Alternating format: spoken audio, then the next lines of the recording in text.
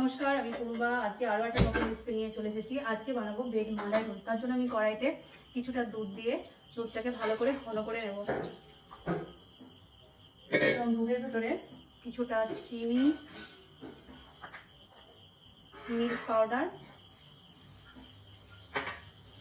আর একটু saffron add করছি। এবার দুধটাকে একটু ভালো করে ঘন করে নেব।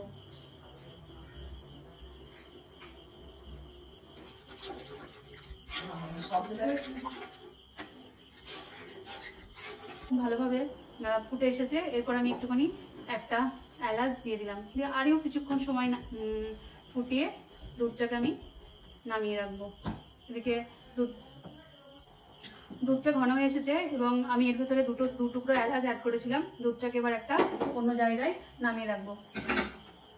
এরপর আমি কড়াইতে আরও কিছুটা দুধ অ্যাড করব। এবার আমি খোয়াটাকে বানাবো, মানে ব্রেডের ভেতরে যে স্টাফিংটা, তো তার জন্য আরও কিছুটা দুধ, একটু চিনি আর সাথে এই যে কিছুটা আমন্ড আমি কুচি করে রেখেছিলাম সেটা, এবং বেশ খানিকটা গুঁড়ো দুধ অ্যাড করে এটা খুব ভালোভাবে একদম পুরটাকে রেডি করে নিতে হবে। দেখুন আমাদের দুধটা শুকিয়ে এসেছে এবং খোয়াটা ক্ষীরটা কি সুন্দরভাবে গাঢ় হয়ে এসেছে, এবং আরও কিছুক্ষণ সময় পুরোপুরি একদম ড্রাই করে নিতে হবে। তো আরও কিছুক্ষণ সময় আমি এটাকে জাল দিয়ে নেব।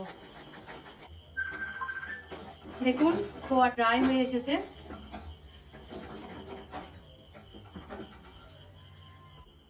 এরপর আমি ব্রেডগুলো যে চারিপাশগুলো আছে এগুলো আমি ছুরি দিয়ে খুব ভালোভাবে কেটে নেব।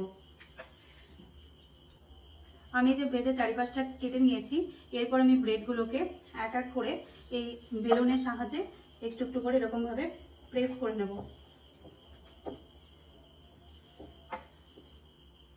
এরকমভাবে সমস্ত ব্রেডগুলোকে আমি প্রেস করে নিচ্ছি।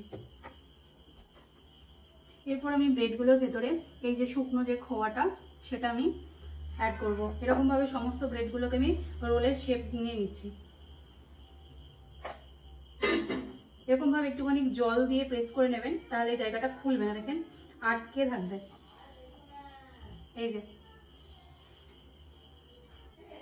এই যে ব্রেডগুলোর ভেতর আমি খোয়া দিয়ে সব ব্রেডগুলোকে আমি এক এক করে এরকম রোলের আকারে শেপ দিয়ে নিয়েছি।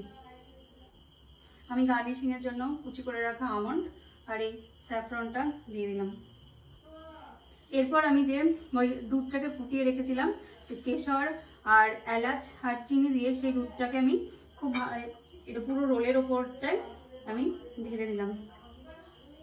তো আজকে আমাদের রেসিপি ব্রেড মালাই রোল রেডি। আপনারা কিছুক্ষণ সময় রেখে খেতে পারেন। যদি আমার ভিডিওটা ভালো লাগে তো please like, share, comment and subscribe.